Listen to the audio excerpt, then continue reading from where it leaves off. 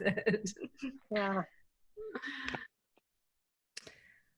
These familiar faces. All right, I think I'm gonna go ahead and start. I see a lot of familiar faces, and I also see some that I don't know, which is awesome.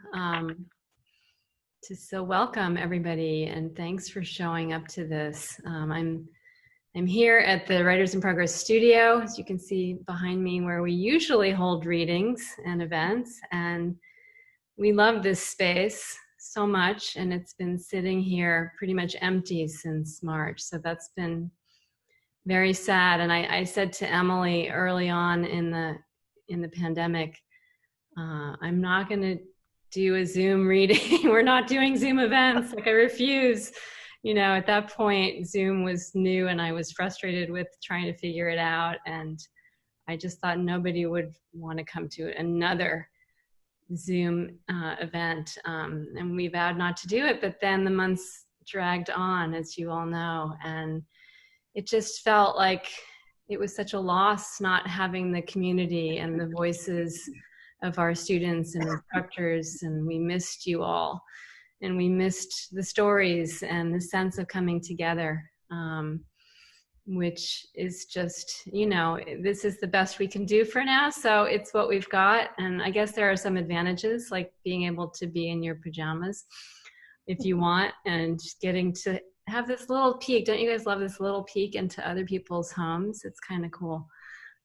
Something that we don't get when we're all together in one space.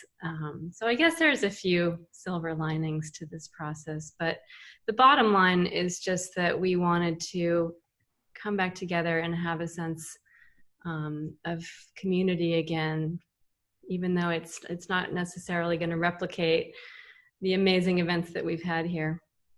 So I just want to share a quote about that I love, that some of you from my workshops have probably heard, so because it's one of my favorites. So if you have, forgive me for repeating myself, but I love this quote by Anne Lamott. Writing and reading decrease our sense of isolation. They deepen and widen and expand our sense of life. They feed the soul. When writers make us shake our heads with the exactness of their prose and their truths, and even make us laugh about ourselves or life, our buoyancy is restored. We are given a shot at dancing with, or at least clapping along with, the absurdity of life instead of being squashed by it over and over. Sound familiar? It's like singing on a boat during a terrible storm at sea. You can't stop the raging storm, but singing can change the hearts and spirits of the people who are together on that ship. So that's kind of why we're here.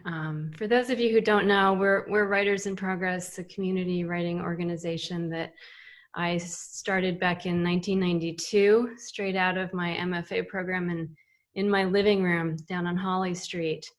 And at the time, you know, I wanted to create a space where writers could come together, where they could find both craft advice and validation and support, encouragement, and also, you know, deadlines and kind of a kick in the butt, because we all need that sometimes. But I really wanted it to be a nurturing space, a safe space, a place where we could all get out of our own way. Because I think one of the biggest obstacles to creative life is the self-censure that comes up for all of us. And there's something about being together and doing this activity of writing together, even if it's online, and sharing our words and supporting one another, that allows us, I think, to take some risks and to do things that we might not otherwise feel sort of empowered to do. So anyways, it's been a long time since we started. We're now in this studio and offering a ton of workshops every session, which is fantastic. And if you guys haven't, and there's Emily. So yay, I want Emily to come back. Emily, come back. Can you say something? Yes, I'm here. Emily is our fabulously talented assistant director. She's the person who you will see or talk to when you register for a workshop, and she also helps come up with the creative programming for all of our workshops here. She basically does everything, and she teaches fabulous workshops, and she writes wonderful stuff. So, and she helps me coordinate all of these events. So Emily, thank you. And I've had some health challenges for the last few months, and Emily has basically saved my ass. So thank you, Emily. And Emily's going to come back, by the way, at the end of this event and answer your questions. So if you have a question during the reading, you can type them in the chat bar. Is everybody familiar with that? Down at the bottom of your screen, there should be a little thing that says chat. And if you have a question for one of the readers while the reading is taking place, or a more general question about Writers in Progress or our workshops, or the process that any of these writers who you're going to hear tonight go through to come up with their amazing material, just type it in the chat bar. Emily's going to do her best at the end of the reading to get to everybody's questions.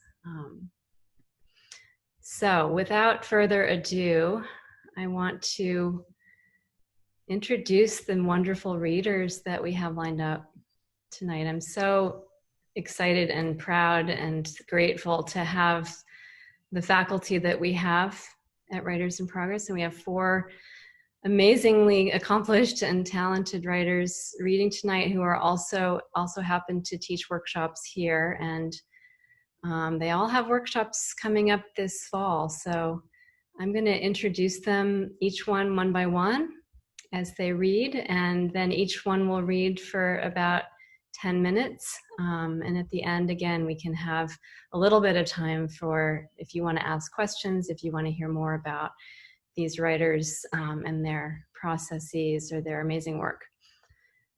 So is everybody with us? I wish I could see everyone better, but there you all are. Oh, right. If everybody could mute. I think everyone is so familiar with Zoom by now that this is not even necessary to say anymore, but if everybody could mute during the reading, that would be great. And then at the very end of the reading, if you know, after Jacqueline reads or after Cathy reads, if you feel like unmuting and clapping, I think that would be really awesome. And then we can mute again for the next reader. Any questions so far? No? Okay. So we're going to start the reading with Jacqueline Sheehan. She is a best-selling novelist. She's been on the New York Times bestseller list a couple times. She also publishes essays in the New York Times, including a Modern Love column. In The Writer, she's had work in Edible Pioneer Valley. She's been a commentator on public radio. Her first novel was called The Comet's Tale and based on the life of Sojourner Truth. It was beautiful. The next 2 novels, Lost and Found and Now and Then, were New York Times bestsellers. These were followed by Picture This, The Center of the World, and The Tiger in the House. Her books have been translated into 8 languages. Jacqueline edited Women Writing in Prison, which is a compilation from writing workshops with incarcerated women. She was a writing fellow at Hawthornden Castle in Scotland. Sounds awesome. And Gentle Arts in Wyoming and Turkey Land Cove on Martha's Vineyard. Jacqueline's one of the founders and the past president of Straw Dogs Writers Guild. And she teaches international retreats. And she also obviously teaches here. And she just completed her 7th novel, no small feat. Jacqueline, where are you? I am right here. Okay. So wait, how do I spotlight you when you're talking? Emily, do you know how to do that? I just spotlighted you, so you're all set. Thank you. okay, great. So hi everybody. I'm a little worried about my internet connection because I'm on Peaks Island, Maine, and I've never used this particular internet connection before. So if something goes wonky, Dory and Emily have a copy of what I was going to read. So somebody just send me something on chat if I freeze up or if it all just goes so wrong. So I am going to read from the novel that I've excuse me, just finished, and I'm up here on Peaks Island to do some major editing on it. It is set in 1938, Connecticut, and the main character is Emma Lundgren. She's a 22-year-old woman who is a nurse and an aspiring artist. She's just been fired from her job and denied access into an arts program. And she's gone to a summer cottage in Connecticut, and she's discovered that adjacent to this remote cottage that she has, a whole camp has moved in, and the camp is quite troublesome. And she has decided to find out who the heck they are. Emma knocked on the door of a large cabin, newly constructed of wide slats of wood. "Come," a man shouted from within. The instant she touched the door, a splinter embedded in her palm. Inside, the man had one foot on a stool, hammer in hand, pounding a nail into a wall. His brown pants were stiff with a crease, brown shirt pulled tight across his abdomen. "Hand me that picture." He pointed to a framed photo on a table nearest him. She picked it up. The type label at the bottom said 1936 Olympics, Berlin.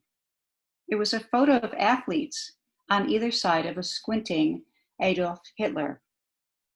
The German chancellor had hosted the Olympics 2 years ago. What had she been doing 2 years ago? She'd been a 20-year-old nursing student and a model for an art professor with barely enough time to get from one end of New Haven to the other. She'd given little notice to the Olympics or anything else. Still, there was no good news coming out of Germany since that time, and her stomach nodded. But this was a German-American camp. Surely it made sense to have a photo taken with the leader of Germany. Children need to look up to our heroes. Don't you agree? Emma handed him the picture, and their eyes met. His were a strange light blue, giving him a wolfish stare. "There," he said, backing up to admire the way he'd hung the photo. He turned to her. "Please excuse me. I'm the commander of the camp. And you are?" "I own the property next door. I'm Emma Lundgren, and I want to know what you're doing here." She ran her hands down the side of her dress. His eyes followed her hands. "We bought this land 2 months ago. The German-American people are preparing our children to be strong, moral, patriotic citizens. We have camps on Long Island, New Jersey, Michigan, now in California. But this will be the largest and the finest. You've purchased this land?" No one was buying land these days. It was all anyone could do to hold on to land and houses without the bank foreclosing on them. "Yes, but so far you are our only visitor." He smiled and took a step toward Emma. "Come, let me show you the camp. I'm very proud of it." He looked down at her hand. What's wrong with your hand? You're bleeding." The resin in the splinter burned her palm. "It's just a splinter." He dug his hand into his front pant pocket. "I will cut it out for you." He flipped open the blade on his pocket knife and grasped her hand, pulling her closer. She tried to pull back, but his grip was tight. "No." "Do not worry. I do this with the children." He jabbed once, hard and fast, digging the splinter out. Fresh blood oozed from the puncture. Shocked from the pain, she was furious. "There, now just let it bleed and you will be fine." He held her wrist and rubbed the back of her hand with his thumb. The hair along her neck prickled. "Let go of my hand, Mr. Weber," she said with the steady, even voice that the nurses all practiced. "Of course, you can wash your hand outside at the pump, and you may call me Carl." Male patients often flirted with Emma, nicknamed her Red for her hair, and asked her to go out with them. Despite their flirtations, they were in bed, incapacitated, and sometimes dying. Carl's aggressive grip on her arm was 10 steps beyond her patience. As they headed to the door, he placed his hand near the small of her back, touching her dress with an odd softness, letting his hand make a hint of contact with her body. In the time that we have been here, I have not seen you, he said, frowning, trying to place her. His voice had an odd formality, a lack of contractions. German must be his first language. I've just moved back from New Haven, where I was a nurse. My family owns a cottage here. There was no reason to tell him why she'd left. He stopped at the top of the steps, looking down at her. A nurse and an artist. He rubbed his jaw. Interesting, an interesting woman. And where are your people from? With a jolt of discomfort, Emma felt like she was being examined. Well, my grandparents are from Sweden. Small dots of blood remained on his neck where he had shaved. A strong people, a good enough lineage. What a strange man. After she rinsed her hand at the pump, they walked past the circle of tents while he pointed out the girls' tents, the boys' tents, and described the daily rigors of endurance, hiking, hunting, archery, and studying history. Outside the mess hall stood a small boy, surely the smallest at the camp, holding an armload of firewood. If Emma was right, the boy was around 6. What is this boy doing? Emma asked. It pained her to look at him. Something about the boy clenched at her heart. Don't worry, nothing is wrong with him, said Carl, or soon there will be nothing wrong with him. He only needs to learn his own strength. Emma turned back to the boy, who stood as straight as a skinny boy could stand. The soft muscles in his thin arms quivered. Has he done something wrong? Carl pulled open the door to the mess hall. He refused to work with the other boys on the foxes. We trap a great many foxes, and when their pelts are dried, we sell them in the city. There is no hunting or trapping on my land. If that child is being punished because he waved her in, we saw your signs. We have abundant woodland here to hunt on. In the fatherland, all resources are managed for the good of the working man. No one nails up signs that stop a man from providing for his family. She looked over her shoulder at the small boy holding the wood. During the relentless depression, children could be left to forage on their own, abandoned in cities, rounded up for orphanages, or shipped out to farms to be laborers. She'd seen plenty of them treated at the hospital for malnutrition or worse. As if he'd heard her thoughts, he said, he was an orphan from the Bronx, wandering the streets. I don't yet know if he's from German stock, but I took him in. He held up one finger to his lips. Before you say another word, let me tell you something. You have come to us at a perfect time, a prophetic moment. You are a painter, yes? You shall paint a mural on these walls, something for the children to look at, to make their hearts and minds stronger, something large. Emma felt a click in her chest under the bottom ribs, a solar plexus ignition from Carl's breastbone to her own. This man was the first to say, you are a painter.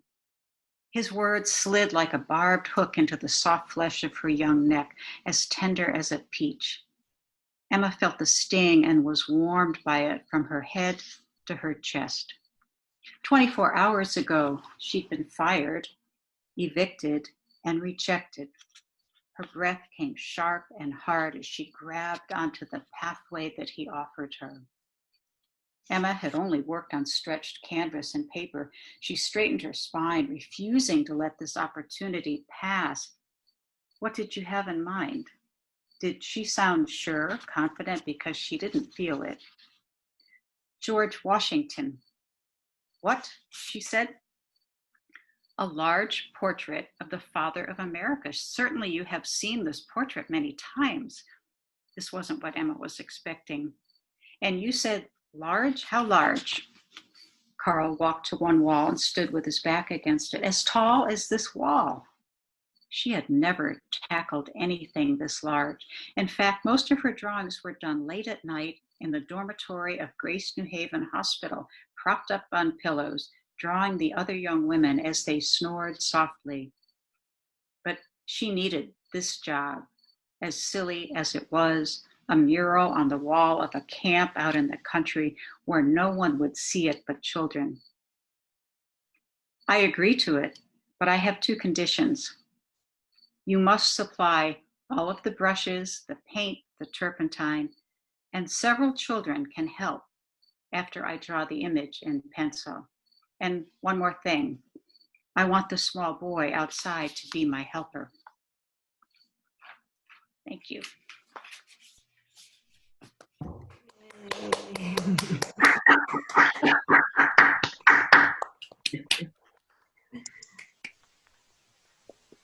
Thank you, Jacqueline. Yeah, thank you. That was fabulous.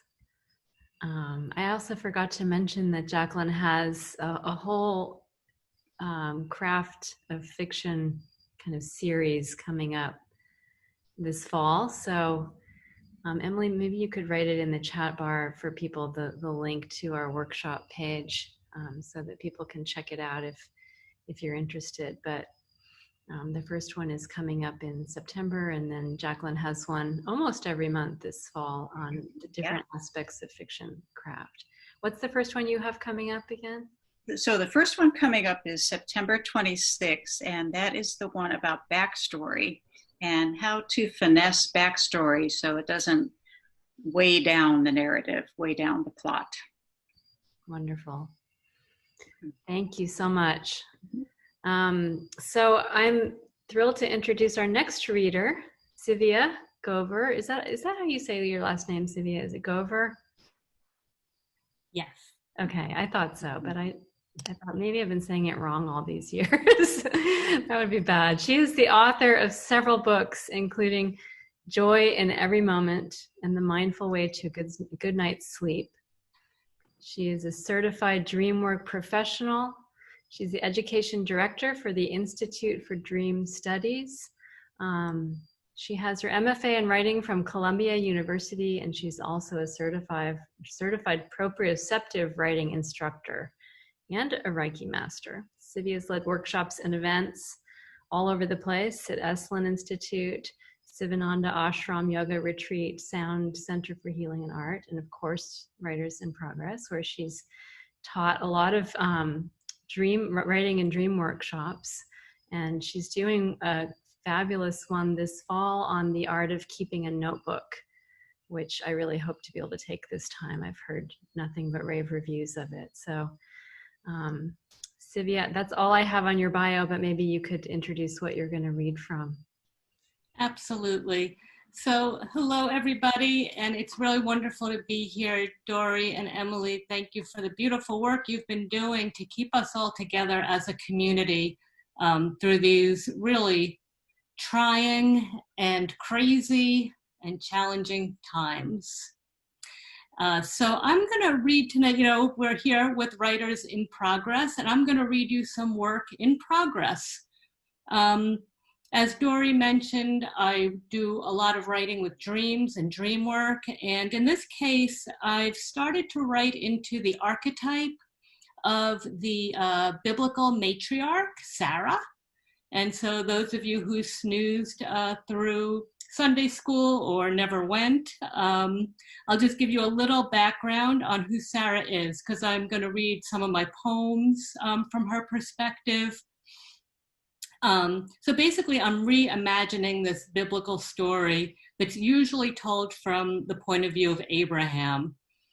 And one of the most difficult passages in the Bible, and one that turns most people off to religion, is when God asks Abraham to sacrifice his son, and at the very last minute, the son is spared. So we hear the story from Abraham's point of view, and no one ever really talks about what this was like for Isaac's mom, Sarah, having her son almost sacrificed and having her husband go ahead and follow that command. So Sarah doesn't really get the starring role in this story, but she gets the starring role in my poems. And the other thing you need to know about Sarah is that she did not have a child. She had her first child at age 90, according to the Bible. So the first couple of poems are about that. The first poem is Sarah Says Yes.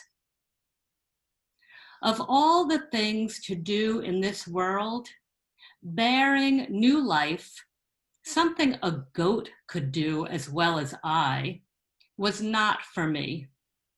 My vision was long and life is short. I would let my womb spin in me like an idle planet, but every portent thundered no. Even the moon god, resting on his back, knew I'd turn my back on him to follow you out. And then this, no booming voice, just a thought unbidden. The baby might look like you. Yes, laugh. So easily you turned my life around. And the next poem I'm going to read goes sort of deep into one letter, the letter H. So when Sarah was young, her name was Sarai, and Abraham's name was actually Abram. And when God sort of commanded them and gave them this status of that they were going to lead the Jewish people, they were going to be the father and mother of Israel, he put an H in each of their name. And there's all of this really interesting writing about the alphabet in Hebrew, the Hebrew alphabet. So this poem, The Story of H, that I'm about to read, was born of a few tantalizing details. For one, according to Jewish mysticism, the letters of the Torah, or the Bible, originally appeared as divine light, and they came together to form all the sacred names of God. But one name was missing, and that is Shekhinah, which is the female personality of God.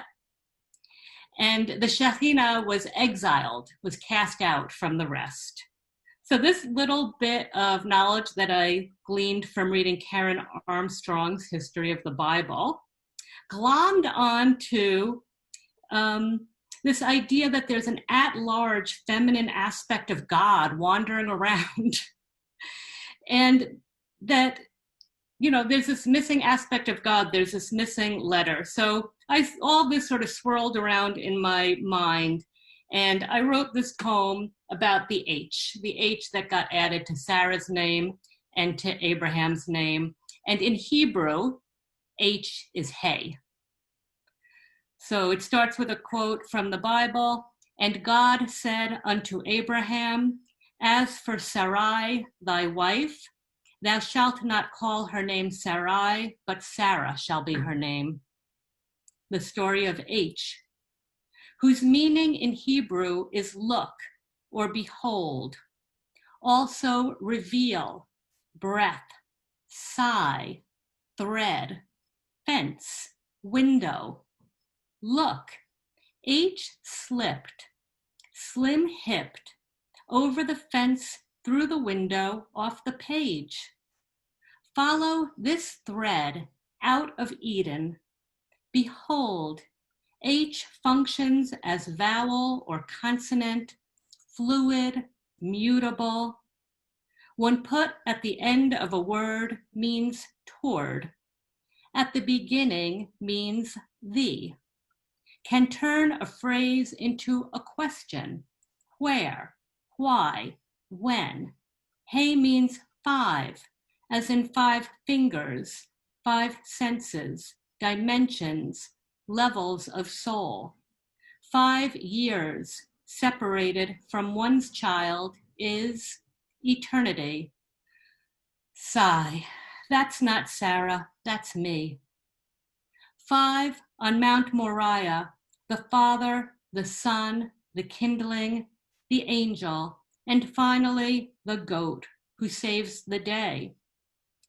Hay happens to appear twice in the unsayable name of God and his nickname, Hashem. The name as in, hi there, God of the Hebrews, of the headstrong, black-headed wanderers who worship with heads covered. H was the gift he gave at their renaming, the hitch on which Abram, son of an idol carver, became Abraham, son of one God. And Sarai became Sarah. In stunning sleight of hand, the singular I that closed out her name planted itself in the sand, serif down to the ground to create H, a literary circumcision consecrating her as yours, as the goat is yours, and the boy is yours, and my girl is yours. Then H swivels her hips, twists into DNA dancing inside us. H in translation, right to left in Hebrew, left to right in English, becomes a headboard and footboard, and I am the plank asleep in the bed, the link in the fence, H, a window to climb through to get to the end of Sarai, the beginning of Sarah. Something holy, behold, there at the table with Shekhinah, Lilith, and Eve, breathe. So the next poem is sort of a modern archetype of Sarah. This is a poem that was inspired by a story on CBS News about the oldest woman ever to give birth. So this was in 2016. So the title is Woman in Her 70s May Be Oldest Ever to Give Birth.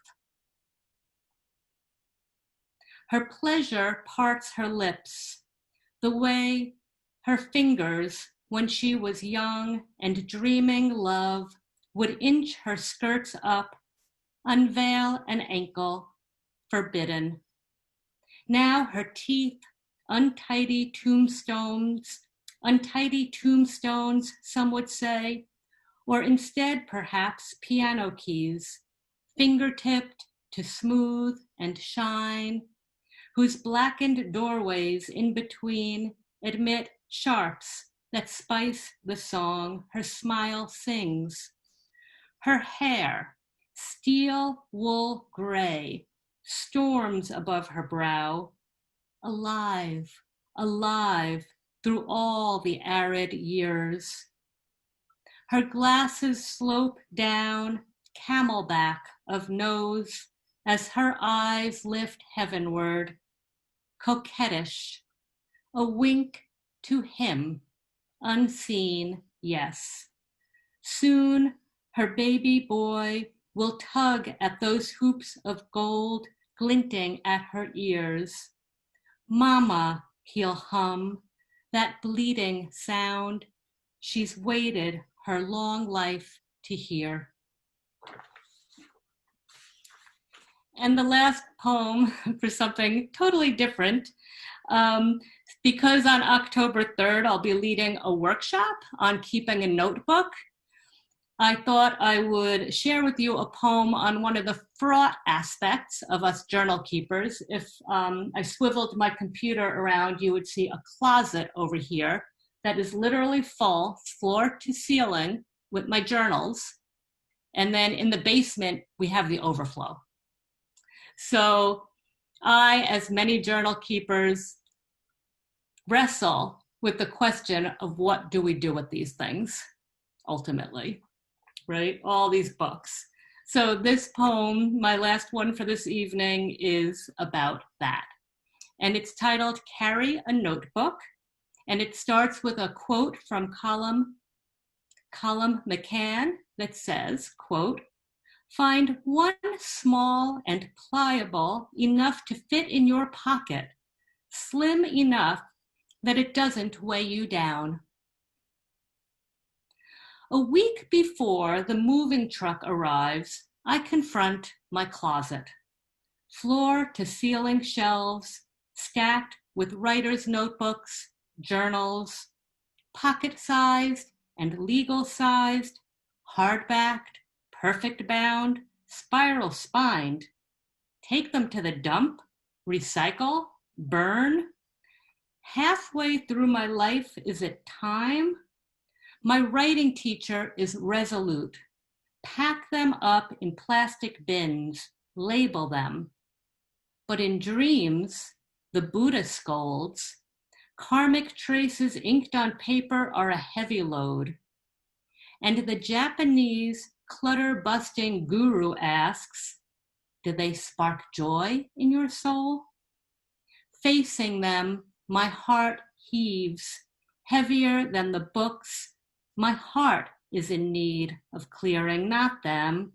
For them, I would clear not just a spine-wide dash of shelf for each, but a closet, no, a room of its very own, a bit of ground where volumes of sadness might break free. Old selves could burst from between covers, roll shoulders, flex calves, rise on tippy-toe.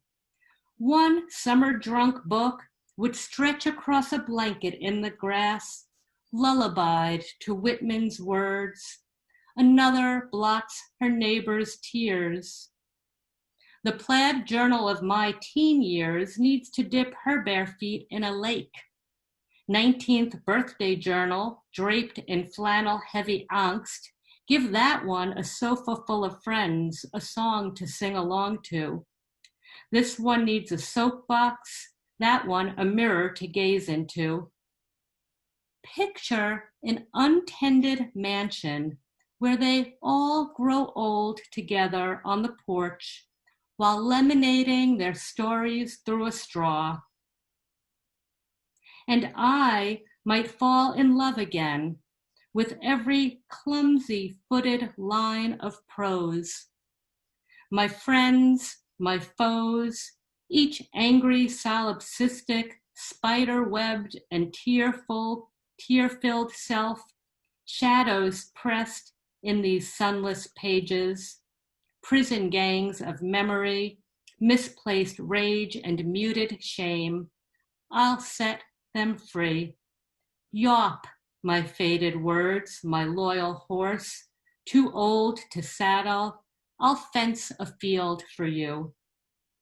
Graze a while longer while I pack my boxes. Thank you.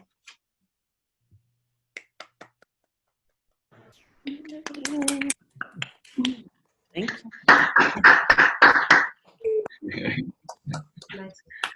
Wow. Thank you, Tzivia, so much. I can't wait to hear the questions that come from that reading. There's just so much richness. It was really delightful. Okay, so I'm happy to introduce our next reader, Susanne Dunlap, who is reading from her forthcoming book, her 10th novel, if you can imagine. Takes me 10 years to write one, so I won't live that long, which is called The Paris Affair, and it'll be out on September 29th. You're all invited to the Zoom book launch. It's the third in her YA historical mystery series featuring a young female violinist from Vienna, who's also a talented sleuth. Like all Suzanne's novels, it was born of a deep love of exploring history through fiction, whether for teens or adults. Susanne has a PhD in music history from Yale, and this background, as well as her love of music and passion for research, has led her to write many of her historical novels. Susanne, by the way, is also a certified book coach and she teaches workshops here that introduce writers to her book coaching prowess. She has a series here on craft and structure, which is called Blueprint Your Book, and they're happening every month or so. So check it out. And welcome, Susanne. Thank you, Dory, for your lovely introduction. I'm so happy to be here and so great to see all of these people. I won't take a long time, but I need to just orient everyone before I start reading. As Dory said, my main character in this YA historical mystery is named, well, she didn't say what her name was, is a violinist from Vienna, and her name is Teresa. Just so happens that her godfather is Haydn, although he doesn't really make any appearance in this particular one. So here, she has solved 2 previous mysteries in the 2 first books. And here she's been sent to Paris by the Austrian emperor because he has brushed with her in her other adventures to help a dashing captain she met last time solve the mystery of who is printing slanderous pamphlets that accuse Marie Antoinette of heinous crimes. And Marie Antoinette, of course, was the sister of Emperor Joseph II. And when she first arrives in Paris in November of 1783, instead of being able to immerse herself in the musical world, which was her sort of underlying sort of reason for agreeing to go, she finds that the captain has installed her as a bookkeeper in the atelier of Mademoiselle Bertin, who's the Queen's milliner and modiste.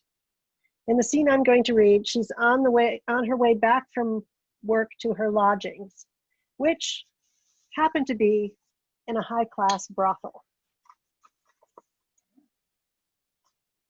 The unseasonably mild weather had drawn others outdoors, and I saw many couples and small groups of people wandering around in a leisurely fashion, possibly imagining that this would be the last pleasant night until spring. The smell of decay wafting from the Seine carried a note of something that must have drifted down from far upstream in the countryside. Beneath the rotting garbage, I swore I detected the loamy scent of rotting leaves, the absence of growing things, the snap of chill just over the horizon. Whatever it was, I didn't have to cover my mouth with my handkerchief once that evening. Then again, maybe I'd just become used to the stench, accustomed, as the Parisians seemed to be. My mind drifted back to Vienna as I walked. I'd been so busy and mostly too tired to think much about home since I'd come to Paris. Perhaps I had been in some measure relieved to be removed from a place that held so many memories and so many demands for decisions I was not ready to make. Whatever it was, something about that evening conjured up images in my mind of Viennese streets and concerts at the Redutenzaal and in Danior and Alita's apartment. I sighed. My sojourn in Paris had so far lacked any music at all. No wonder I dreamt of angry violins. It was fully dark by the time I reached the entrance to the gardens of the Palais Royal, where I paused to take a good look. I stood shrouded in darkness, but the entire gated garden before me was illuminated almost to false daylight. Torches flared from the pillars marching down the colonnade that bordered the palace, and promenading men and women in jewels and silks caught the light and fractured and reflected it, amplifying the dazzling effect. They too glowed, but it was a brilliant, cold light, not like the enveloping warmth of 100 candles in Danior and Alita's apartment in the Trotner house. I wiped a tear away from the corner of my eye. How foolish, I thought, and turned my attention back to the display of finery on parade in the elegant garden attached to the home of the Duc de Chartres, the very man who had tried to abduct and dishonor Mademoiselle Bertin years ago when they were both young. Part of me wanted to step into the gardens with all those fine lords and ladies, even though I was not dressed properly and would be assumed to be someone's servant. The thought made me smile. I was a servant of sorts, a servant of the emperor, a servant of Mademoiselle Bertin. Was I also a servant of the captain? I banished the thought as soon as it arose. I knew I shouldn't linger there, but I paused a moment longer at the gate, looking in, wondering, imagining Damior with the Amati, that's her violin, hearing him play one of Mozart's mournful melodies with so much heart that it made me bleed inside. That's when I realized it wasn't just a memory. I wasn't imagining it. I really did hear a violin. There was no violinist in the gardens that I could see, yet above, amid and around the noise of the crowds and the carriages, the vendors wheeling their carts away, the shutters being rolled down over shop windows, I heard it. The clear, singing tones of a violin in the hands of a master. The music came and went on the breeze, so that for a moment now and then I lost it. Then it would sail back, scraping away my resolve to leave thoughts of home behind and return to my bed. I was afraid to move from my spot, thinking the sound would vanish altogether. But that was silly. The sound came from somewhere nearby. I walked a few paces farther on, and the music faded. I turned and continued back toward the palace, and it grew, very slightly. I kept going. It became louder. Finally, I reached a point where I could hear the violin distinctly. I could tell the difference between an up bow and a down bow, hear the slight squeaking glissando between widely spaced notes. But there was no violinist anywhere to be seen. I looked up. On the top floor of the palace building, in a room just to the left of the great doors, a light shone. The window had been thrown open to catch the mild evening breeze. My ears told me that that was where the violinist must be. I wanted to see him. I wanted to talk to him.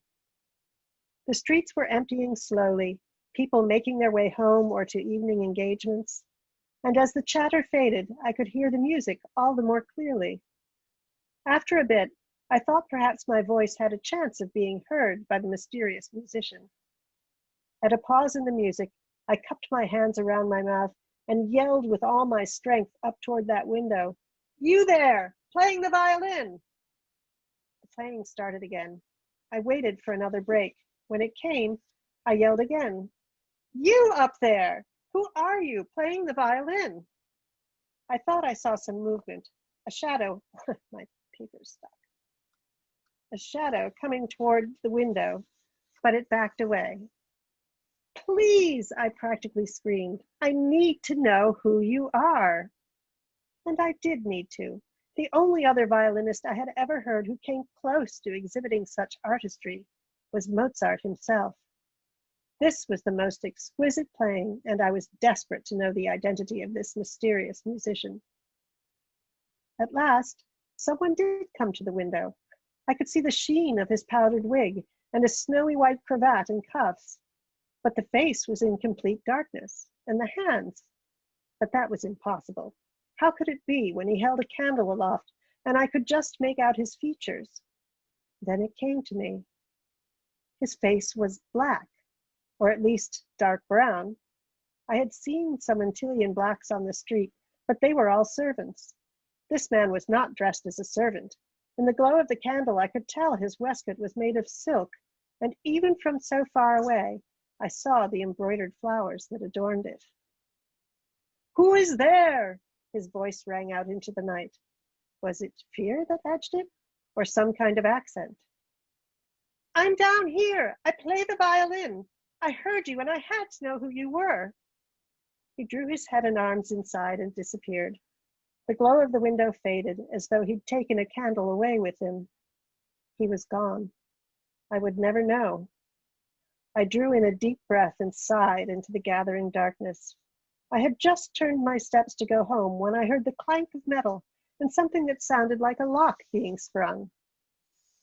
I turned, and a tall, well-muscled man, elegantly dressed and appearing the perfect French gentleman, except for the color of his skin, stepped out onto the street, holding a candelabra that must have been the one illuminating the window. "Whom do I have the honor of addressing?" he said, much more formally than necessary for someone of my station. "My name is Thérèse." "Ah, foreigner, like me." I opened my mouth to deny it, but he pointed to his ear.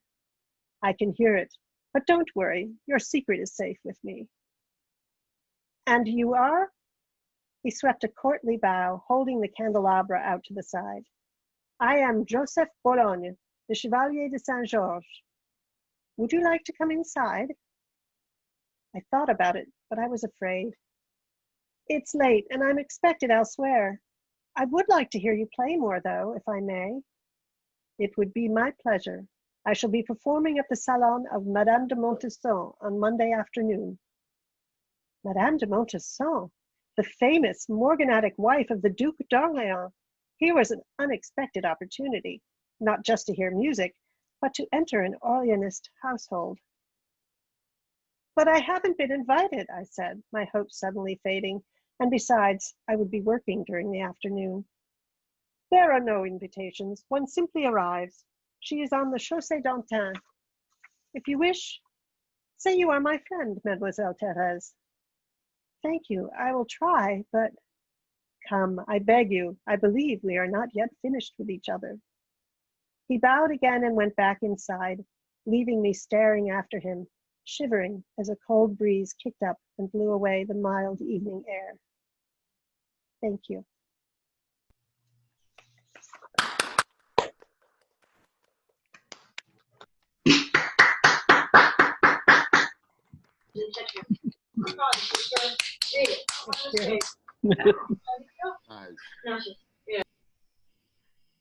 Thank you, Suzanne.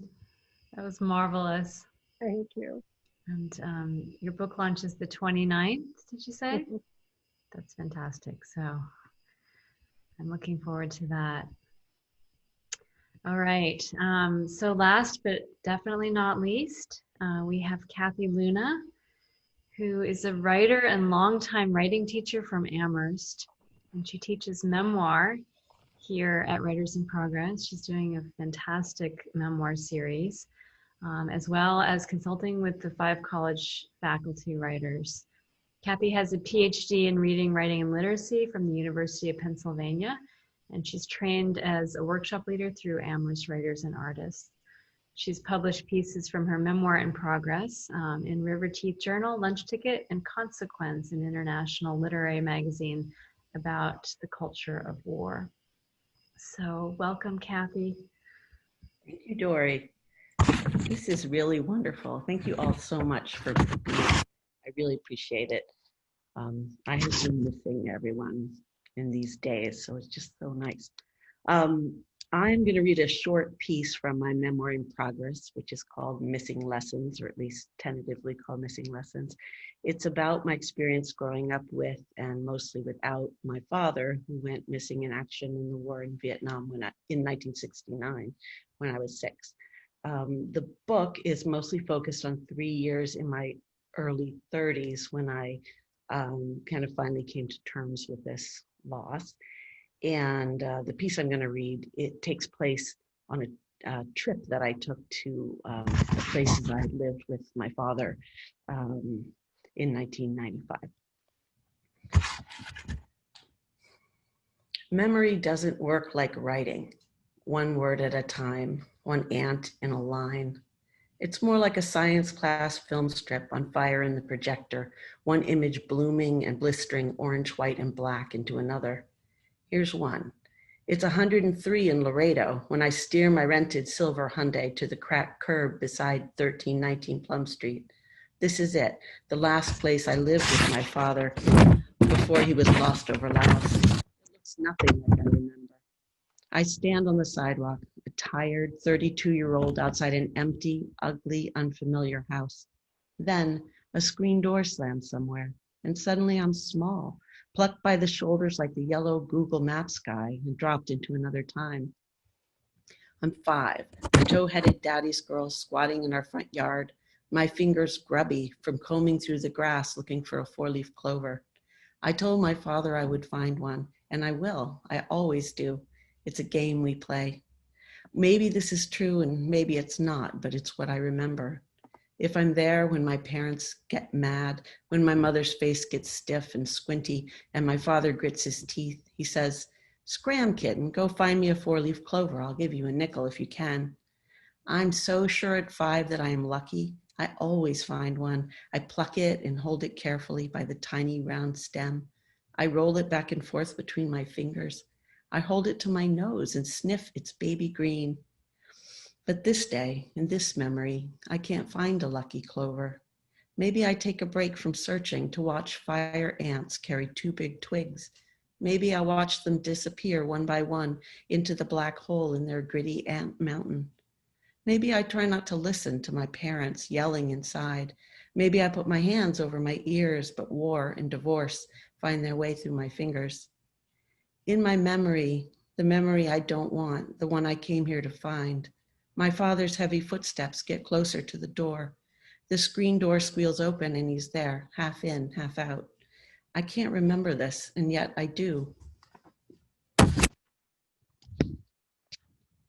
Suddenly, everything's moving. Sorry. Lost my place. My father holds his Air Force hat scrunched in one hand.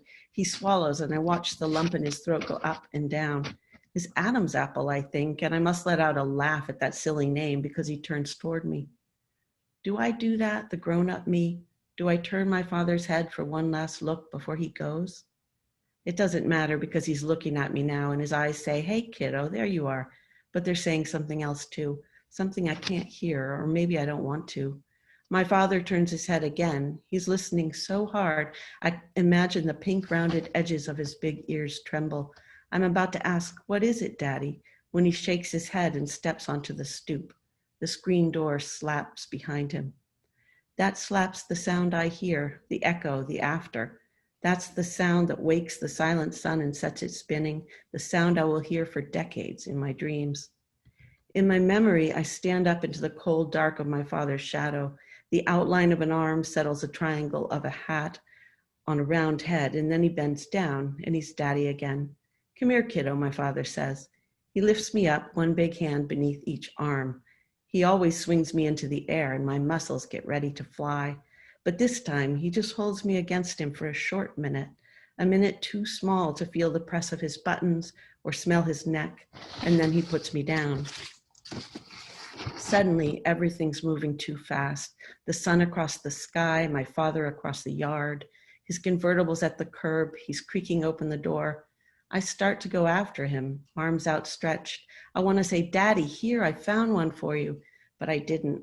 I didn't find a 4-leaf clover. At the end of my 2 short arms that can't reach him, my hands are speckled, green, and empty, and my father climbs into his yellow Mustang, revs the angry engine loud, and drives away. I don't know how memory works at 5 or at 32, but what I learned in Laredo was this. There are moments that pin us to the past, memories we keep orbiting endlessly, imagining if we can just go back and hope harder, be better, we can make someone stay. I didn't let go of the wanting that hot day in Laredo. How could I? It had thrummed beneath my breastbone for more than 25 years. I didn't let go of the wanting, but I did one thing new. I got back into my rented car, and 1319 Plum Street, receding in the rearview mirror, I left the last place I had lived with my father. That's it.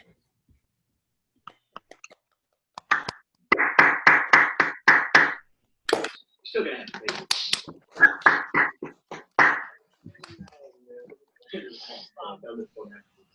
I love how we can only hear one person clapping at a time. Cathy, that was so powerful. Thank you so much. Fantastic readings. I'm so glad we did this. And I'm going to turn it over now to Emily, who is going to field some questions. Hi, everyone. I'm going to ask that you all mute yourselves right now. I was the one in charge of that, and I'm not a multitasker. So if you could do that for me, that'd be great. So Dory already did a really great job of highlighting the fantastic work of these writers. Thank you again for sharing this beautiful work. I'm sure, like many of you, at the end of a long day, the last thing I want to do is sit in front of the computer. But that was just so moving, so brilliant. Your words were so beautiful. I felt so connected to all of you. So thank you all for being here. If you would like a chance to work with these amazing writers, because they are amazing, I do just want to highlight that they are all teaching workshops coming up. Jacqueline has a few coming up, as Dory mentioned, the Fundamentals of Backstory on September 26th, Raising the Stakes on October 10th, and a few others. Cathy is going to be teaching her very popular Shaping Your Memoir workshop, which is a 6-week workshop. And Tzivia is teaching her popular The Art of Keeping a Notebook, which I have so many questions about now that we heard a beautiful poem of hers about all of her notebooks. We also have a number of new faculty coming this fall. So I just want to highlight the workshops that they're doing as well. We have— I think you forgot to mention Suzanne's, Emily. Susanne's actually just happened last weekend, so that's why. It was a great one, though.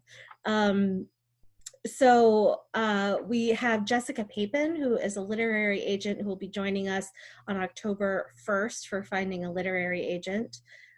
Clavis Natera, who will be leading a workshop on writing to change the world, which she's led a number of times in New York City to much acclaim. So I highly recommend checking that one out. Michael Mercurio, who's here tonight, will be leading a beautiful workshop on writing by ear, incorporating the poetic into your prose, which I think is something that we all think about often and hope for more of. And then Jonathan Escoffrey will be leading a workshop on writing great artist statements on November 21st. So I just wanted to get those plugs out of the way before we moved on to questions. I'm going to be going through the chat here and just pulling questions from what you've already submitted. If the readers would like to unmute themselves, that might help us just quickly address the answers. But continue to ask questions because I will definitely get to all of them. So let's see. I know someone asked, Jacqueline, when you were reading, Deborah wanted to know, she said, so suspenseful and ominous, are these the beginning pages? What point of the novel is this for your book? Yeah, this is really very, very close to the beginning. It's the latter half of the first chapter. Very nice. I'm curious how you write your beginnings or how you decide on a beginning. Well, sometimes I decide on a beginning and then my agent or an editor will say, hey, how about let's get rid of the first 50 pages and start down there. So, you know, like everyone else, I do sort of write into my novels until I get to that culminating point. And then I do have to get rid of sometimes the first 50 pages. And I keep thinking, you know, surely, you know, by book 8, I'll get the hang of this, but I don't seem to. So. Thank you, Jacqueline. A question for Tzivia. Tzivia, you're still here with us, right? Of course. Yes. Did any of these poems come to you in a dream? Well, it depends what you call a dream. So, no, a lot of images come to me in dreams. In the Sarah poems, the whole connection to Sarah and Abraham's story came to me in a sort of dream. One thing, I was nervous when I was reading, so I forgot to tell you that one of the crucial parts, so Sarah's story is about her, you know, the climax of her story is, other than having a baby at 90, which is pretty something, is the fact that, you know, her child, who she waited till 90 to have, is brought up a mountain to be sacrificed with a knife on the mountaintop by her husband. And that, like I said, is a story that usually turns people off from biblical stories in general. Like, that is some weird shit and that's pretty horrible and I'm done. For me, it was the opposite. Well, hold on a minute before you judge me. Because I lost custody of my daughter for 5 years. And somewhere during that time, I was so devastated and so deeply depressed.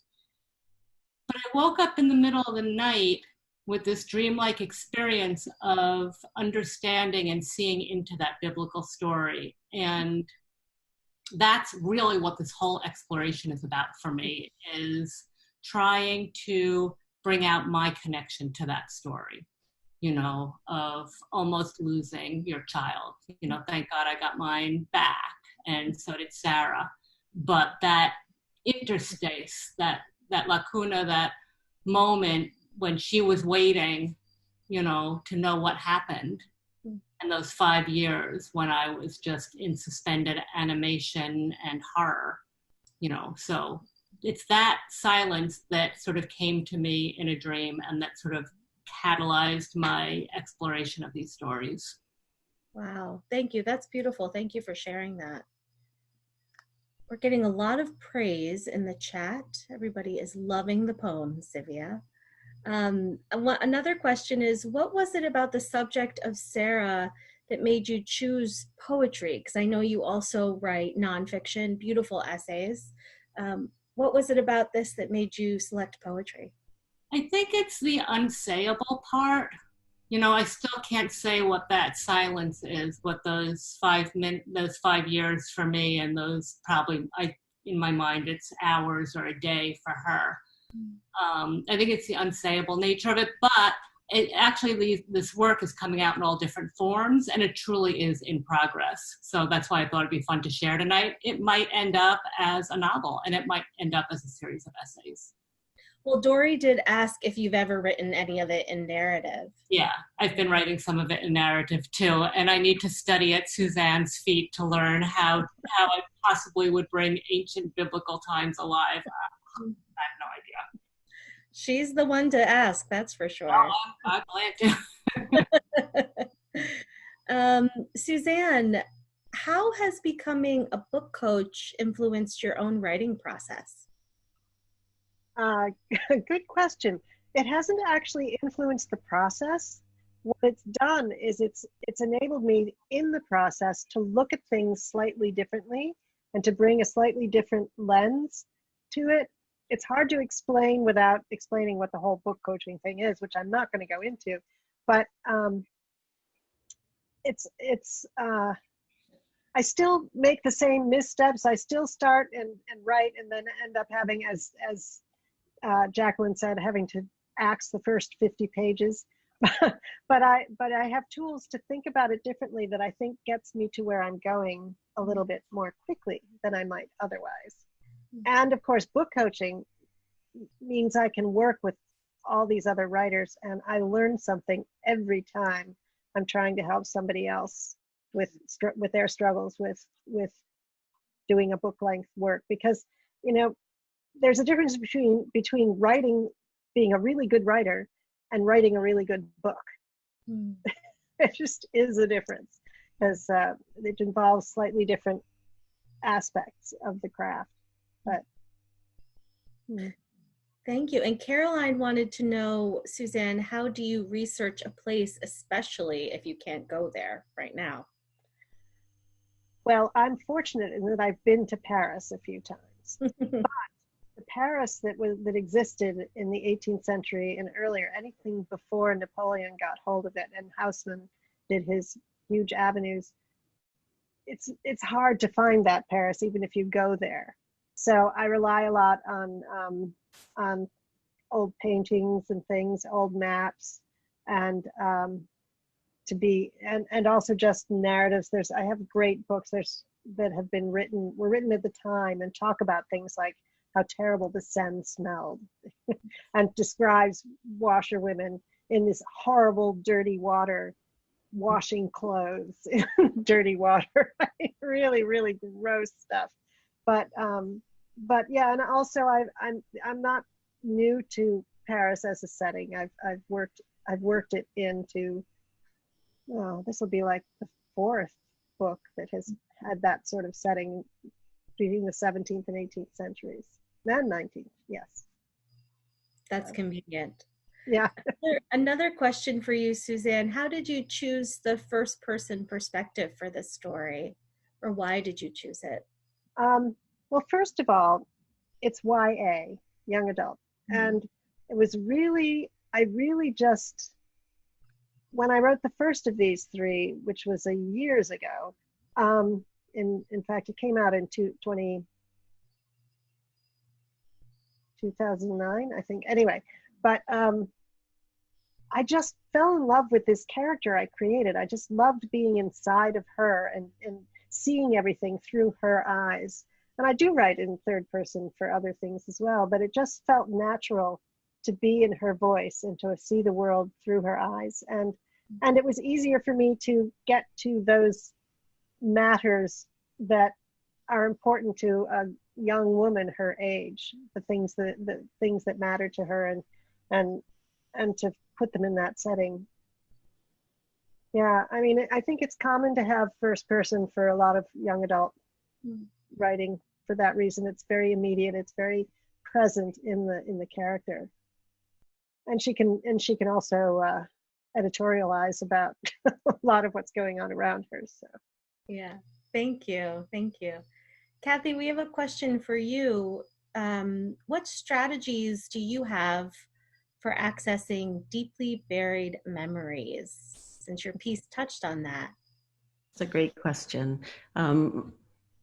A lot of the book is about that because when my father disappeared, my parents had just gotten divorced and no one talked about him. So there was this large part of my life that I had to research and find out about in all kinds of ways. So I think finding photographs and other kinds of documents that can be useful. There's a woman named Susanne Farrell-Smith who wrote a book called The Memory Sessions. She's trying to remember her father who died, and she had a house fire at the same time, very traumatic. So she describes a lot of the things she does in the book, things like meditation and hypnosis, and it's fascinating. But I saw her talk, and she's described something that I've done too, which is to make a very large multimedia timeline, essentially, with pictures and even music and all the things that can help you remember. I find Google Maps, Google Earth, those things are really useful. Letters, but really the main way is through writing, is to really let yourself be immersed in what you're writing in whatever way you can. And I think Dory could probably speak to that because I know she's taught me so much about finding your way back into a time and writing about it. I don't know if you want to talk, Dory, but I recommend taking a workshop with Dory when she's giving one for that reason. Well, I think one way that I do it and that you seem to do it is starting with a specificity of detail. And I think it was you who taught me about this in one of your workshops, so we can argue about that. But sort of like finding almost like a collection of specific sensory details from that time, and then just kind of following them. And it really is true that sort of one memory bead connects to the next as you immerse yourself in that process of describing it, right? So something that you think you don't remember, you do. And another technique that I got from Natalie Goldberg was I don't remember, just starting with I don't remember this, I don't remember that. And as you move into the things that you don't remember, of course, you start to remember them. So. Thank you both for sharing that. That's great insight. So the question on a number of people's minds, according to our chat, is people would love to hear about each of your writing routines. What do those look like? It'd be great to know what they looked like before the pandemic, and maybe how being in isolation has changed that a bit. Jacqueline, would you like to go first? Sure. My writing routine is very irregular. It depends what I'm working on. If I'm really working on a deadline, I will probably write from 9 until 12 or 1, take a break, go for a walk, and go back at it for a while. but it's different. Like for right now, I'm on a personal writing retreat on Peaks Island in Maine, where several of my books have been set. And here I will probably wake up, have a bowl of oatmeal, walk the perimeter of the island, which is 4 miles, and then I will sit down to write until the cat needs to go out or until it's noon. And then I will probably go back to it probably until mid-afternoon. But I have to say, I will go at things sporadically and write a whole bunch. And then there will be weeks when I won't write anything. I won't write a word. And I urge people not to feel bad about that. You're soaking in creativity and things that will probably apply to your writing. So that's pretty much my style, sporadic and irregular. I love that. Thank you, Jacqueline. Mm-hmm. Tzivia, how about you? What is your writing process like? Your writing routine? Well, I mentioned the journals. It really does sort of begins and centers with the journals. I keep paper next to my bed. I guess I really walk my talk. I keep paper next to my bed, both to write dreams, but also because I often wake up with ideas or voices. And then it's a very messy process from there. Those papers, if I were brave, I would show you my floor right now. Because it is all over it, and file folders, and notebooks. So it's sort of, I like to think of it as a beautiful chaos. So those pages from journals either get ripped out or copied out into other notebooks and other files. And I don't have any regular routine besides, like I said, the journal, and that stuff starts there or gets pulled out of there. It's kind of chaotic. I feel like life just gets in, as far as I'm concerned, life is an obstacle to writing, and that has how it has been my whole life. So like anytime that life's not doing anything else to me, I zip in to do some writing. That's a great strategy. I think that's one that we can all employ. Thank you. Susanne, how about you? I'm not even sure I have a writing routine at all. I'm, as people who know me know, I am just stupidly busy right now with all sorts of stuff, with other work, editing and book coaching and things. And I brought it all on myself, so I'm not complaining. But I used to, pre-pandemic, I would get up really early in the morning and write in the morning when my mind was fresh. Now that things have changed, I wake up with so much on my mind that I have to get rid of it first. I have to look at the calendar. I have to do all the things I'm supposed to do. I have to get it all organized and okay. And then I can make some space to sit down and do some writing if I have time that day. And I used to write every day, but I have not been writing every day recently. But Jacqueline's right. It's there. I'm always thinking about it.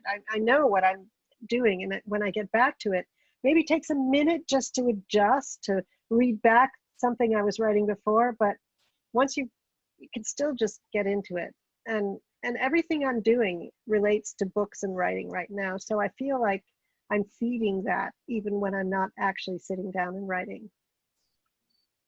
That's great. I relate to that so much. The number of things that are on my mind when I wake up in the morning really change the mornings. Yes.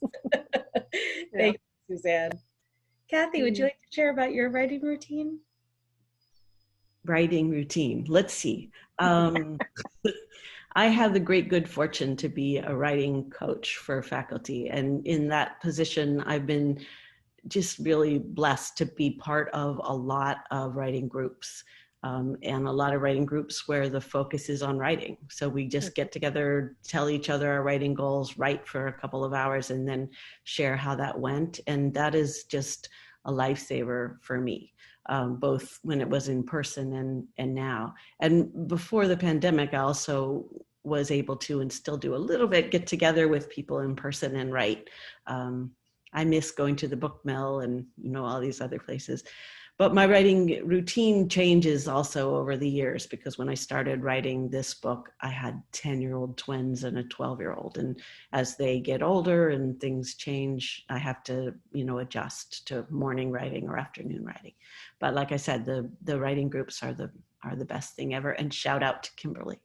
I do just want to make one more point about the writing. When I can, going to any of the generative workshops at Writers in Progress is a hugely wonderful way to actually sit down and write.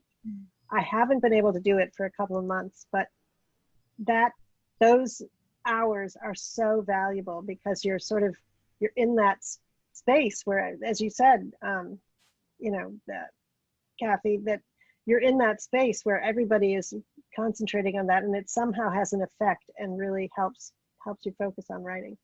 Yeah, I want to second that and say that for me, writing groups, writing retreats, you know, just sitting with other writers. I've heard someone call it butt in the chair glue, like we're each other's butt in the chair glue. And, you know, even though people wouldn't know if I was going onto Facebook on my computer instead of writing, I had, you know, that sort of sense of group shame or something really helps me. You know, like, I would be too embarrassed to not be writing. So that works for me. I agree. That's probably the one thing that saved me and my writing throughout this whole process, is having writers to meet up with and groups to write with. So great point. Well, thank you all. Dory, would you like me to wrap up, or did you want to say anything before we head out? Sure, you can wrap up, and I just want to say thank you so much to everyone for coming, and thank you so much to these fabulous readers. I'm so happy to have you, you know, here working with us. Yeah, this has been so incredible, such beautiful, beautiful work. I feel so inspired by what you shared, both the writing and your thoughts on writing and your process. So thank you so much for participating. And thank you all for being here. I love seeing all of your faces. I just want to share a glass of wine and have crackers in the studio, but hopefully soon. Until then, it was lovely seeing all of you. And I hope to write with you all soon. Thank you. Thanks, everyone. Bye, everyone. Thanks. Bye. Hang in there. Everybody hang in there. Right. Bye.